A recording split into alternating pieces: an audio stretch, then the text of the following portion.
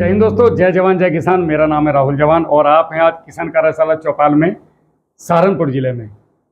सहारनपुर ज़िला हमारे यहाँ बिजनौर में कहावत है कि लोग खेती के लिए बहुत जागरूक हैं इस ज़िले में और काफ़ी कुछ यहाँ पे है सीखने के लिए अगर लोग सीखना चाहें। एकदम हिमालय की तलहटी का जब उतरते हैं तो सहारनपुर और बिजनौर ये दोनों समकक्ष हैं हिमालय की तलहटी के। एक गंगा के इधर है, एक गंगा के इधर है। खेती अपने आप में एक बहुत मज़ेदार विषय है, लेकिन इसको क्या कर दिया, गड़बड़ विषय बना दिया लोगों ने। इतनी सारी भ्रांतियाँ, इतनी सारी चीज़ें खेती में आ गई। सबसे आसान चीज़ खेती थी। किसानों को इतनी ज़्यादा ऐसी ऐसी चीज़ें बता दी गई जिनका कोई औचित्य नहीं, जिनका कोई मतलब नहीं है। उलझा के रख दिया। मतलब गुत्थी उलझ जाती ना, जब वो बचपन में मम्मी स्वेटर सिलती थी तो वो गुल्ला उलझ जाता था, सुलझाने में बहुत टाइम लगता था। वही खेती को बना दिया, क्योंकि खेती बहुत सिंपल सा विषय है। कुदरत के साथ चल के अन्न उत्पादन करना, खेती है, कहानी खत्म। कहीं जरूरत पड़ रही तो मानवीय संसाधन को यूज करो, नहीं तो प्रकृति के साथ चलते रहो। इसी कड़ी में आज बात करेंगे और यहाँ आने का सौभाग्य मिला मुझे, बुलाया गुजर साहब ने। मैं एक परिचय करा देता हूँ, उसके बाद फिर आगे बढ़ते हैं। नमस्ते जी। नमस्ते। आपका पूरा परिचय। मेरा नाम राजकुमार, गांव छापर जी। तहसील नकुल, जिला सारण। इस गांव में कितने बोट हैं लगभग? ये 2 गांव है ना आपके? 2 गांव है। अच्छा, छोटा छापर। प्रधान तो 3 गांव का बना है। अच्छा। हाँ जी। छोटा छापर, बड़ा छापर। घोषपुरा। जी जी। हाँ, ये नकुल से लगभग 3-4-5 किलोमीटर के 6 आसपास। किलोमीटर। 6 किलोमीटर। ये रोड सीधी कहाँ चली गई है फिर आगे? गंगो। अच्छा, गंगो चली गई। ठीक है, बढ़िया। आपका कोई मैसेज है किसानों के लिए या मैं अपना शुरू करूँ? तो आप शुरू करो। ठीक है, ये ले लेता हूँ। हाँ, एक बार आप लोग मुझे अपना नाम बता दीजिएगा बस। करण सिंह जी। आपका नाम करण सिंह जी। धर्मेंद्र सिंह कुलेड़ी। मनोज कुमार खोसपुरा। बलिष्ठ कुमार खोसपुरा। भंवर सिंह। रामपाल सिंह, गाँव नारमाजरा। अच्छा, गाँव कौन सा है? नारमाजरा है। संजीव कुमार, गाँव नारमाजरा। जितेंद्र कुमार, गाँव नारमाजरा जी। बाबा जी। पवन सिंह, गाँव छापर। सतीश कुमार, गाँव छापर। ये ले लो आप, ये पकड़ लो बस, एक दूसरे पकड़ते चले जाओ ना। नहीं, बस सुखबीर सिंह ढोला माजरा। सुनहरा सिंह छापर। मनोज कुमार छापर। विनोद कुमार छापर। रोटी नहीं खा गए क्या? बिंदर छापर।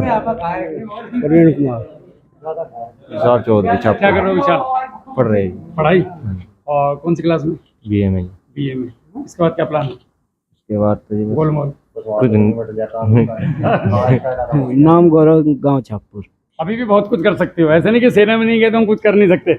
मुझे देख, मैं आने के बाद बहुत कुछ कर रहा हूँ।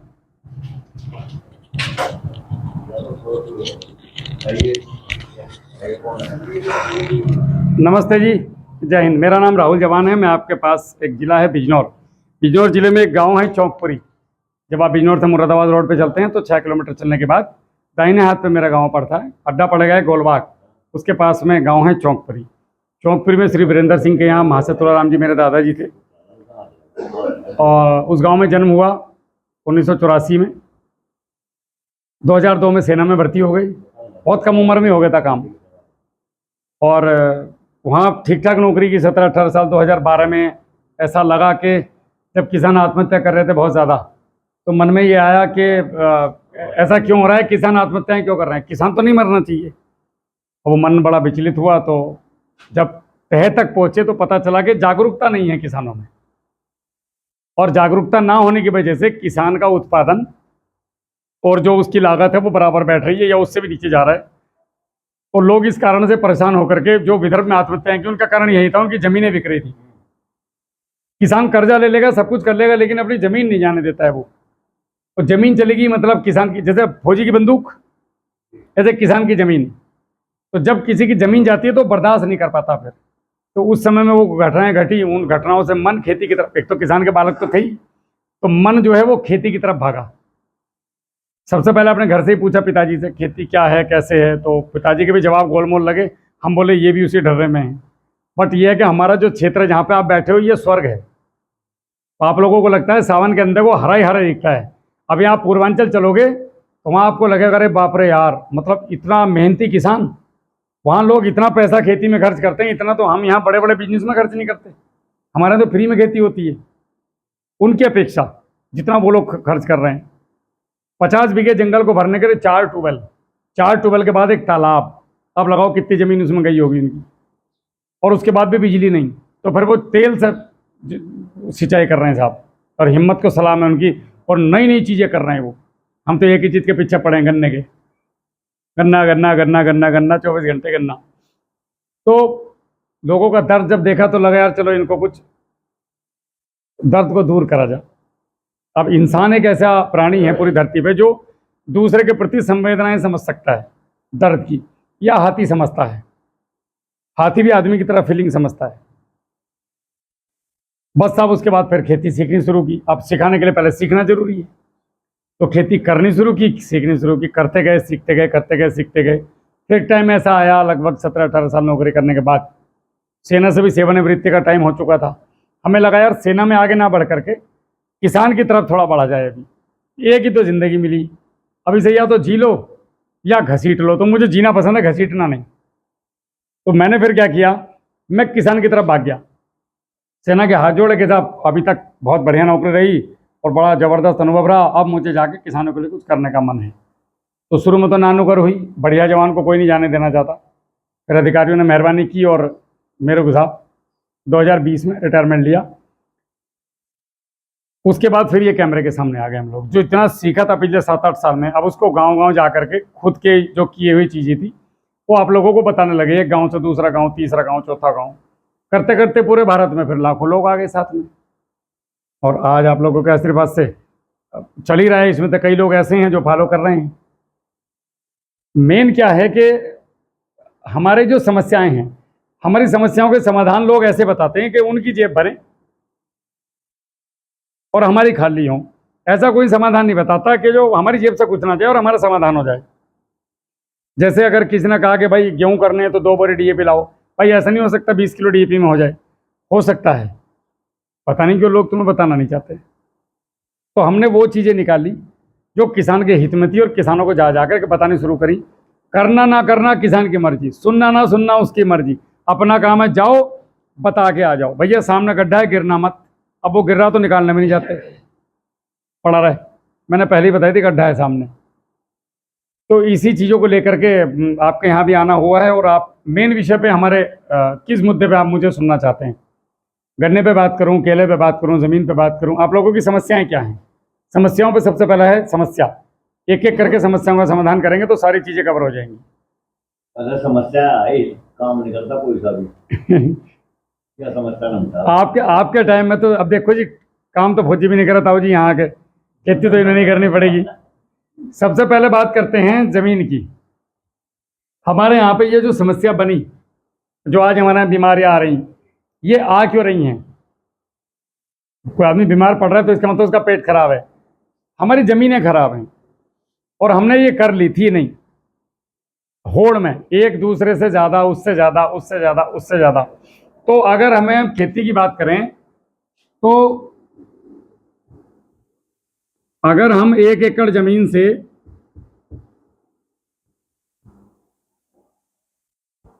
1 लाख रुपए नहीं कमा रहे, यहाँ बीघा कितने का है? 5 का 6 का सहारनपुर में? 5 6, चलो 5-6 जो भी है। अगर हम 1 एकड़ से 1 लाख रुपए नहीं कमा रहे साल में, तो हम गड़बड़ रास्ते पे हैं। 15 लाख रुपए एकड़ तो कीमत होगी ज़मीन की यहाँ, अगर बेचने लगे तो 3 लाख रुपए बीघा तो होगी। 15 लाख की कोई चीज़ आपके पास है, अगर आप उससे साल में उसका 15वां हिस्सा भी नहीं कमा रहे, तो कहीं ना कहीं तो गड़बड़ हो। गलत कह रहा हूँ जी? तो 1 लाख रुपए कमाने का तरीका क्या है? कमाने का तरीका अपनी खेती है। किसान तो कहाँ जाएगा? एक और हमारे दिमाग में चीज़ें डाल दी गई हैं बचपन से कि खेती तो जो है ना, वो जो कुछ करता नहीं वो खेती करे, बेकार आदमी की खेती। ऐसे क्या ना, अरे ये क्या करें भाई साहब, ये मास्टर साहब हैं, ये आर्मी में हैं, ये दरोगा जी हैं, अरे खेती करें। मतलब खेती को एकदम दड़ल मान लिया, जबकि खेती अव्वल दर्जे की चीज़ है। खेती एकमात्र ऐसी है जो एक गेहूं का दाना बोने से आपको 50 से 60 दाने मिल सकते हैं। ऐसा कोई बिजनेस नहीं दुनिया में। लेकिन इसे किसान अगर बिजनेस की तरह करे तो, किसान कर रहा है दुकान वालों के भरोसे खेती। कि दुकान वाला मेरा मित्र है, मेरा दोस्त है, कि ले भैया ये पत्ती पकड़, देखना हमारा गेहूं पीला पड़ रहा है, वो 3 बोतल पकड़ा देगा। आप ये नहीं सोच रहे ये 3 बोतल के बदले में कितना गेहूं जाएगा। मेरी बातें समझ में नहीं आए तो बता देना, एक एक चीज़ धीरे धीरे आपको पार्ट बाय पार्ट समझाऊंगा मैं। तो किसी भी चीज़ में, आदमी हो या ज़मीन हो, हमारा सबसे पहले ये सिस्टम मजबूत होना बहुत ज़रूरी है। अगर ये मजबूत नहीं होगा तो कुछ भी सारे गड़बड़ है। तो हमारी ज़मीन में जब 1962 में, आप लोगों ने तो बहुत देखा होगा, मैं तो उस समय पैदा भी नहीं हुआ, ताऊ जी आप तो हो गए होंगे उस समय, नहीं, उस समय हरित क्रांति आई थी। हरित क्रांति ऐसी थी कि भाई उस समय में हमारे घर में मेहमान आए, इसको ऐसे समझना, और हमारे पास राशन की कमी है। तो हमारे घर के 3 आदमी या तो कम खाना खा रहे थे या भूखे सो रहे थे, क्योंकि मेहमान का पेट भरना जरूरी है। तो भारत की जनता में से 7 में से 3 आदमी या तो भूखे थे या कम खाना खा रहे थे। तो उस समय की तत्कालीन सरकार को जो सही लगा, उन्होंने हरित क्रांति के नाम पे कुछ रासायनिक फर्टिलाइजर हमारे देश में आए और हमारे उससे उपज बढ़ी।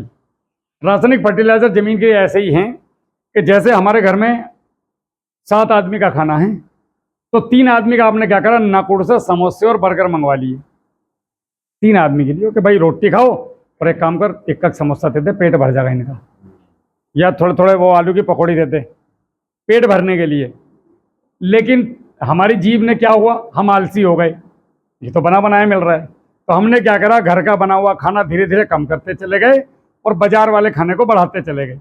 अब हम केवल समोसे, जलेबी, लड्डू और मतलब मठरी, पूरे दिन बाजार का ही खाना खा रहे हैं। रासायनिक खाद, देसी चीज़ें बंद करते चले गए, जबकि किस लिए मंगवाई थी, इमरजेंसी के लिए हो, क्या आदमी ज़्यादा हो गए, रोटी कम पड़ गई, एक काम करो, एक समोसा बांट दो। लेकिन आपने क्या करा, रोटी एक तरफ कर दी, बाद में समोसों पर जा पी ले सारे के सारे। तो हमने क्या करा, जो हमारे देसी खाद, देसी तरीके थे, वो सब भुला दिए, और हम लोगों ने ये जो जितना भी रासायनिक अपने पास था, इसको बढ़ाते चले गए। अब ये नहीं समझा कि डोज बढ़ा क्यों रहे हैं। जैसे आपने आज 10 किलो डीएपी दिया, तो 10 किलो डीएपी का 8 हिस्से तो ज़मीन में लग गए। पहले इतने नहीं लगते थे, पहले पूरा 100% लगता था। कैसे, उस समय ज़मीन में कार्बन बहुत ज़्यादा था, हमारी ज़मीनों में ताकत थी, ताकत मतलब कार्बन। अब जितना डालते थे उतना ज़मीन खा रही थी और उत्पादन दे रही थी। तो हमें ये लगा कि इसकी वजह से, ये जो बाजार वाला ला रहे हैं, इसकी वजह से हमारी उपज बढ़ रही है, जबकि उपज उसकी वजह से नहीं बढ़ रही थी। आपकी जो उपज बढ़ रही थी वो बढ़ रही थी, आपकी ज़मीन में ताकत थी उसकी वजह से।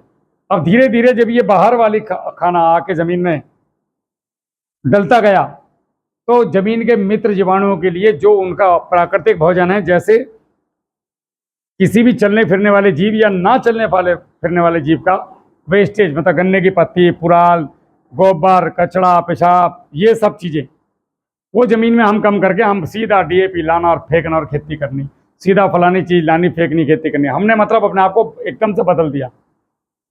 गांव के सीधे साधे आदमी से राजा बाबू बन गए। अब टिप टॉप, बोरी लानी, खेती करनी, कहानी खत्म। वरना पहले महीनों पहले से तैयारी होती थी फसल बुवाई की, अभी घंटों पहले तैयारी हो।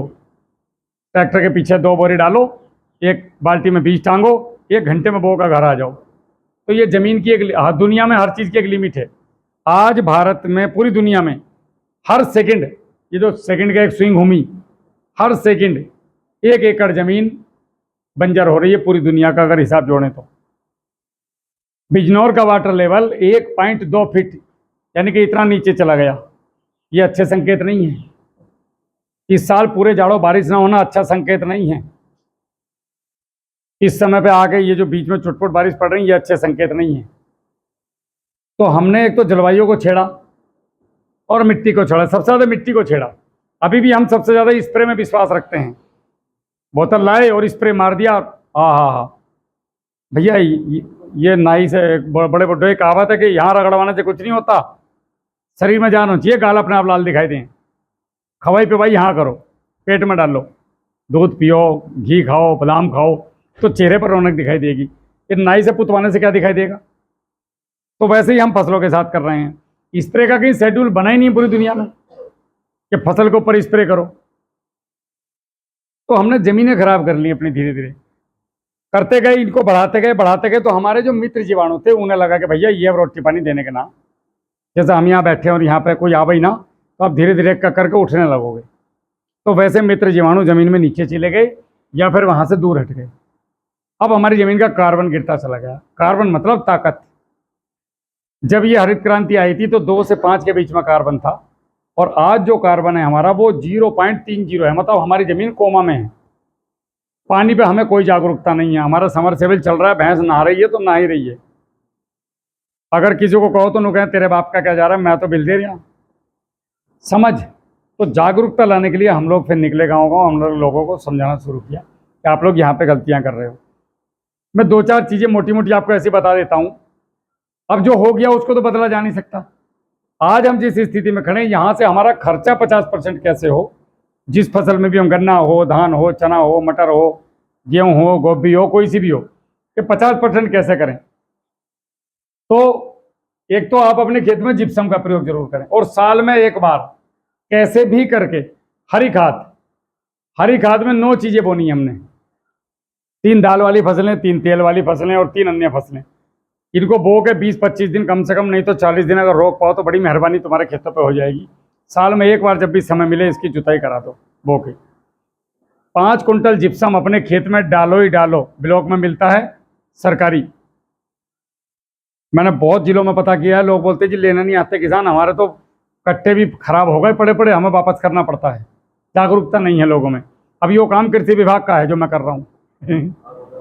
जो मेरा काम थोड़ी है, कृषि विभाग का काम है किसानों को जगाने का। लेकिन मुझे लगा चलो भाई उन वो सारे व्यस्त होंगे, मैं जगा लेता हूँ। कोई बात नहीं, हम बताएंगे उसमें क्या दिक्कत आ रही। अब किसान के बालक को ही किसान के लिए निकलना पड़ेगा जी, बाकी कोई नहीं आने वाला। तो साहब आपने एक तो वो जिप्सम खेत में जरूर डालना है हर हालत में, 5 कुंटल पर एकड़। अब ये कुंटल बीघा पड़ जाए या तुम्हारा जितना भी बता रहे थे 6 का है 7 का है जो भी हो। अगर दूसरा एक मिट्टी की जांच कराना बहुत ज़रूरी है। जैसे हम डॉक्टर के पास जाते हैं ऐसे हमें साल में कम से कम एक बार तो मिट्टी की जांच कराओ। अब मैं यहाँ त्यागी जी का आया, ये सॉरी गुज्जर साहब के यहाँ, इन्होंने मुझे खाना बना रखा था मेरे लिए। तो मैंने इनसे पहले बताया था मैं खाना खाऊंगा। मैं बोला जी क्या खाओगे, मगर जो घर बना वही। अगर मैं पीछे भी खाना खा जाता और ये मुझसे ना पूछते ना मैं इनसे पूछता, तो इनका खाना बेकार जाता कि नहीं। अगर पहला वाला डीएपी ज़मीन में, जब हमें पता है कि अगर हम डीएपी डाल लेंगे तो 80% ज़मीन में फिक्स होता है और 20% ज़मीन को मिलता है, जिसमें से भी 16% ही लगता है। 4% आपका सूर्य देवता ले जाते हैं और लीच होकर नीचे चला जाता है। तो यो 80 जब ज़मीन में पड़ा है तो क्यों इस पर डीएपी फेंक रहे हो भाई। मैं डीएपी को उदाहरण दे रहा हूँ, ये यूरिया के लिए भी है ये बात हर फर्टिलाइज़र के लिए है। तो अगर आपने मिट्टी की जांच कराई तो मिट्टी की जांच में आपको ये आ जाएगा कि मुझे एनपीके, जिंक, उसके बाद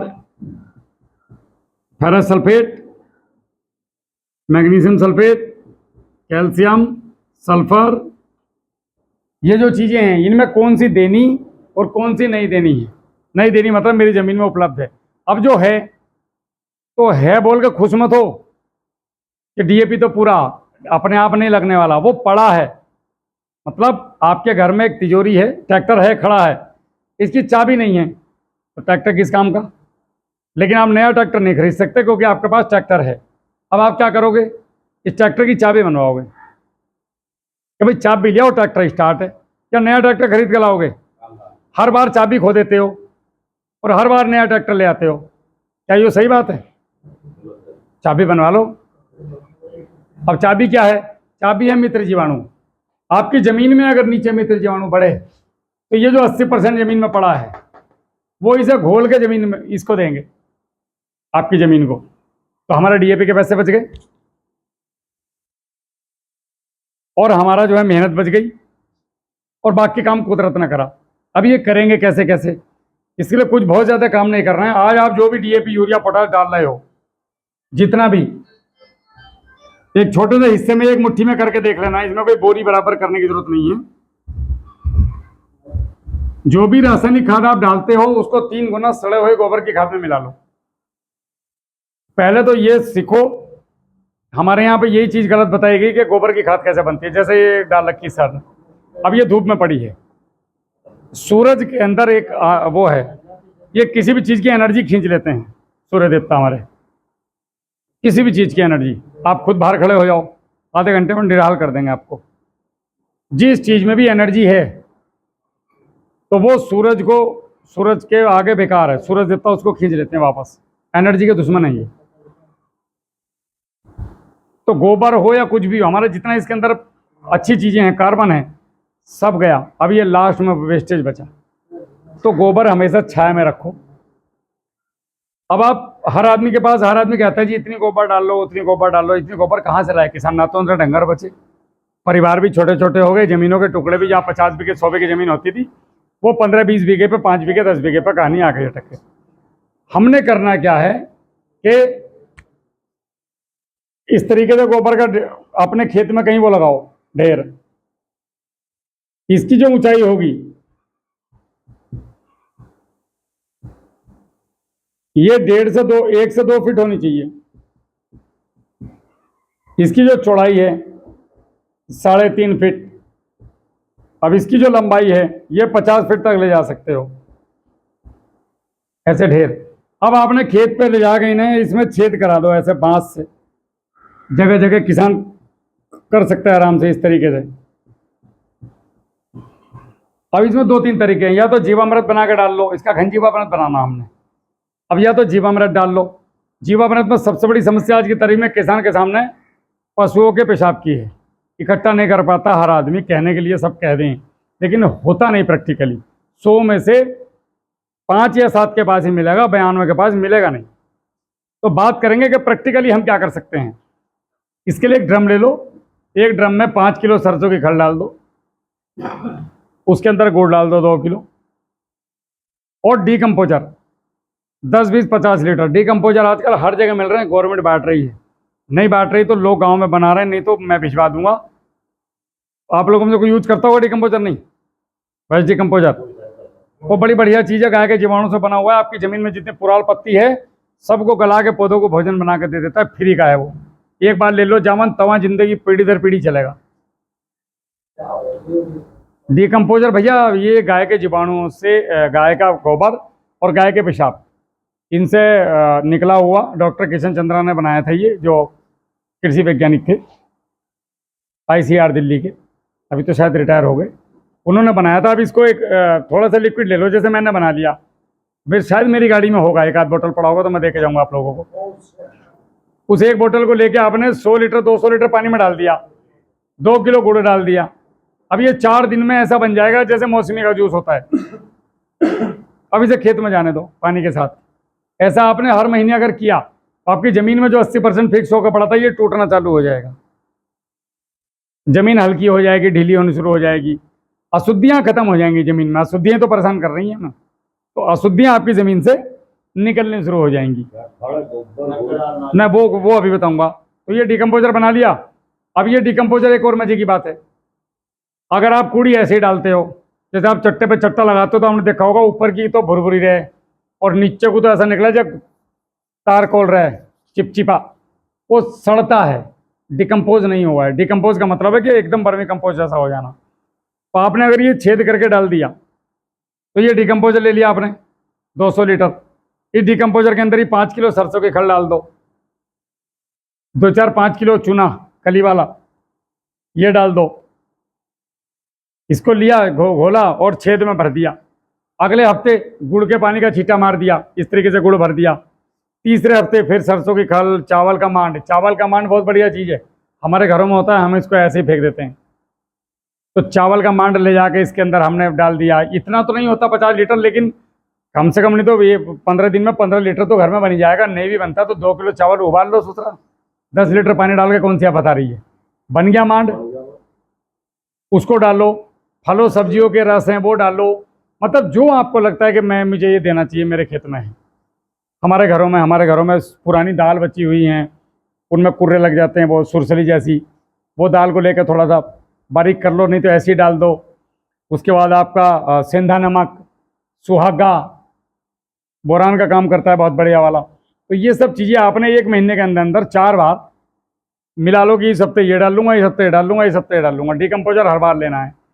आप देखोगे 45 दिन के आसपास में आपकी ये खाद तैयार है। इसको करना कैसे आपने, इसकी काट करनी है हर हफ्ते।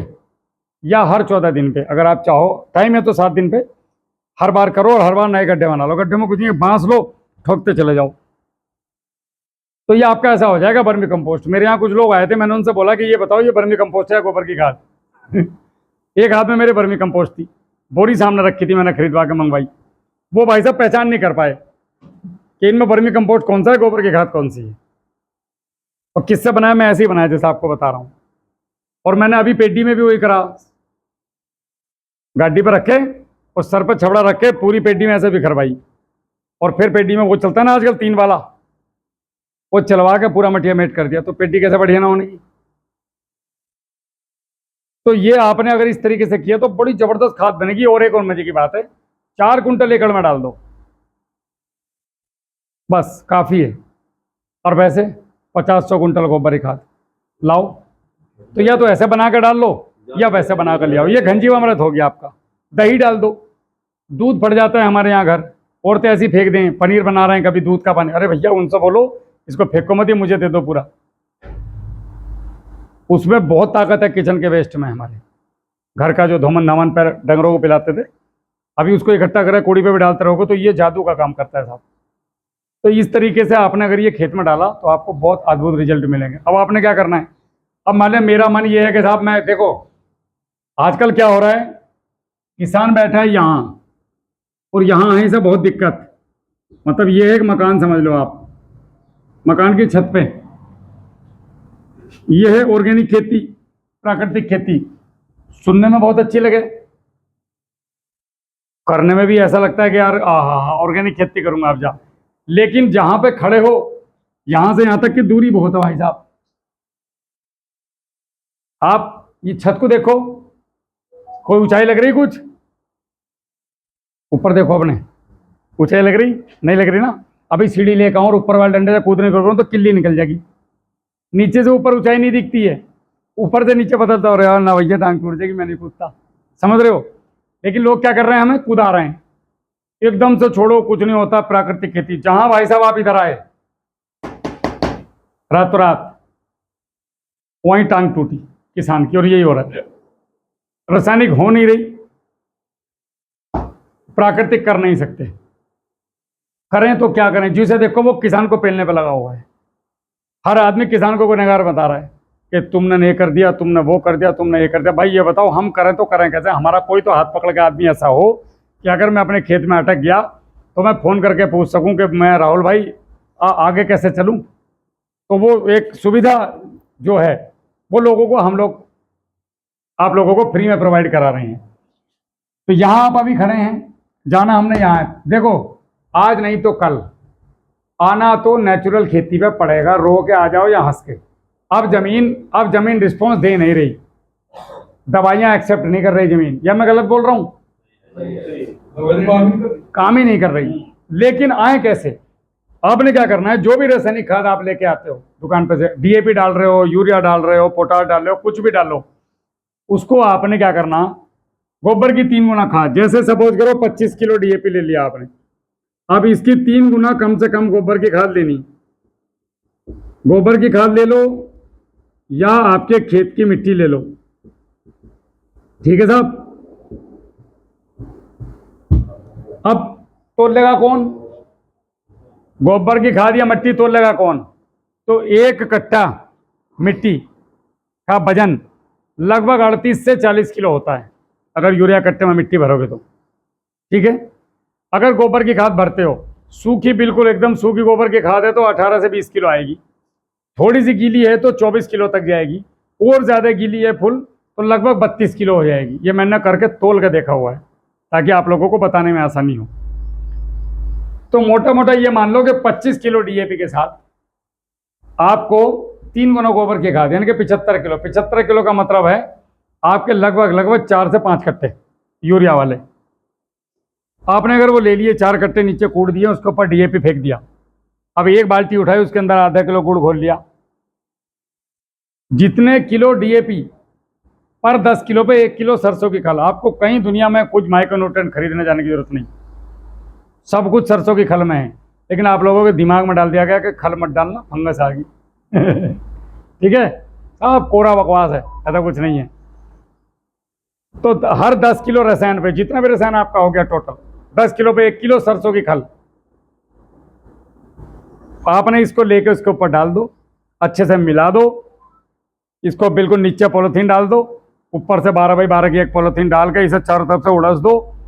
इट्टी चौके या पत्थर जो भी रखना, मट्टी रख दो, इसे पैक कर दो। 10 दिन तक इसको खोलना नहीं।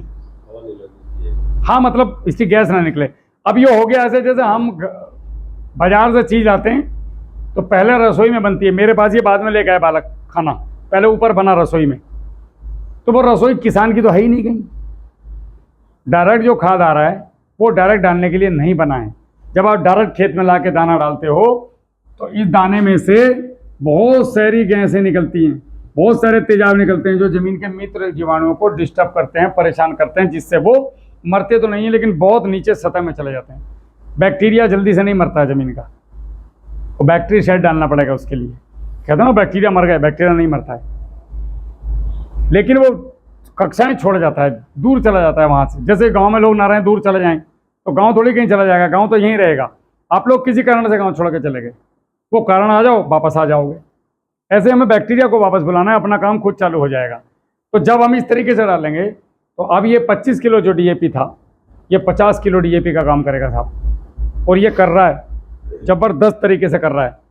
अगर हम नॉर्मल डीएपी डाल रहे हैं या कोई भी खाद, बार बार डीएपी मत सोचना, यूरिया को सूखी मिट्टी में मिलाना। इसके लिए वीडियो है एक 315 और 357 नंबर का एक चैनल है यूट्यूब पे, किसान कार्यशाला। ये वीडियो आपकी इसी चैनल पे आएगी, इसको आप सर्च कर लेना। तो 315 नंबर की और 357 नंबर की वीडियो में ये पूरी जो बता रहा हूँ आपको पूरा करके हाथ से दिखाया है कैसे कैसे बनाना है। अब इसको आप अगर नॉर्मल खाद आप दे रहे हो तो 80% फिक्स हो रहा है, 20% लग रहा है। इसमें उल्टा होगा,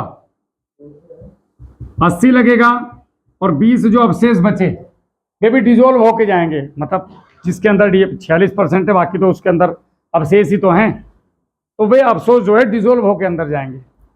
तो कुल मिला के आपको जितना फास्फोरस लगना था उतना का 100% लगेगा। इसको लगने में लगेगा आपका 21 दिन से शुरू होगा ये, और 35 से 45 लगभग 21 से 40 दिन तक लगेगा ये। और ये आज ही 6 घंटे में शुरू हो जाएगा हमारा वाला। इधर दिया उधर चालू। तो एक, हाँ जी, तो एक तो हमारे 20 दिन बच गए। आप ये बताओ, जब भी हम फसल बोते हैं तो फसल की बुवाई पर डाई को डालते हैं जड़ों के लिए, लेकिन जड़ कब आएंगी? 20 दिन के बाद। खाने वाली जड़ तो 20 ही दिन के बाद आएंगी, तो 20 दिन पे वो लगना चालू होता है। अब हम कब डालेंगे खाद? जमने के बाद 20 दिन पे, पहले पानी पे। हमने जहाँ भी, मैं खुद ऐसा आदमी जो बुवाई के समय में डीएपी यूज नहीं करता, मैं पहले पानी से डीएपी यूज करता हूँ। इस तरह से बना के वाटर सोलेबल, जैसे 19-19 का नाम सुना होगा आपने, ये 19-19 से बन गया आपका। इसको आप 5 किलो पर एकड़ स्प्रे भी कर लो। ये जो गोबर खाद थी 1 एकड़ के लिए 200 लीटर पानी में डाल लो, 5 किलो स्प्रे मार दो, 1 नंबर का रिजल्ट है आपका, टॉप वाला, बढ़िया। 25 किलो डाई, हाँ जी, 75 किलो मट्टी। हाँ, मट्टी ले लो या गोबर की खाद, गोबर खाद मिल जाए तो उससे बेहतर तो कुछ है ही नहीं ना। उसके बाद अपना गुड़ का पानी थोड़ा सा। खल तो 10 किलो पे 1 किलो जाएगी, या 25 किलो तो 2.5 किलो खल। ये एक तरीके से आपका पूरा संपूर्ण खाद बन गया, इसमें माइक्रोन्यूट्रिएंट भी आ गए, सब आ गए। और ऐसे यूरिया को आप गोबर खाद में नहीं मिलाना, उसको सूखी मिट्टी में मिलाओ, क्योंकि वो पानी छोड़ता है। 24 घंटे रखो केवल, इसको तो रखना 10 दिन। ऐसे ही आपको जिंक को अलग बना लो, आयरन को, मतलब कुछ भी डालना है तो भट्टी खाद बनाना। भट्टी खाद का एक ही सूत्र है, जो भी रासायनिक खाद डालना जा रहे हो उसको 10 दिन के लिए एयर टाइट करके रखना है, गोबर की सड़े खाद में मिला के। आपकी खाद कम हो गई, पहले साल 50% खर्चा बच गया। आपका जो गोबर है जो तुम इकट्ठा डाल नहीं पा रहे ट्रालियों से खेत में, वो थोड़ा थोड़ा करके मुट्ठियों में आपके खेत में चला जाएगा हर महीने के हिसाब से। कोशिश करो हर पानी पे खाद दो। जैसे खाद बना लिया आपने, ये 50 दिन तक खराब नहीं होगा, रखा रहेगा। जब भी पानी दो छिट्टा मार दो, ये कोशिश करो आप, क्योंकि हर पानी पे भोजन की जरूरत है। जैसे हमें जरूरत है ऐसी पौधों को भी जरूरत है। ये चल फिर नहीं सकते, हम चल फिर सकते हैं, बाकी सब उनको वही चाहिए जो हमें चाहिए। हम क्या करते हैं, एक बार दिया और वो 20 दिन तक थोड़ा थोड़ा लग रहा है, आधा लीच हो रहा है, पानी बहे फिर रहे हैं, बरहे बरहे ज़बरदस्ती की हम खेती के साथ ज़बरदस्ती कर रहे हैं। तो इस तरीके से देना है अपना अपने खाद, कोई से भी खाद को डायरेक्ट नहीं देना है। अब बात आती है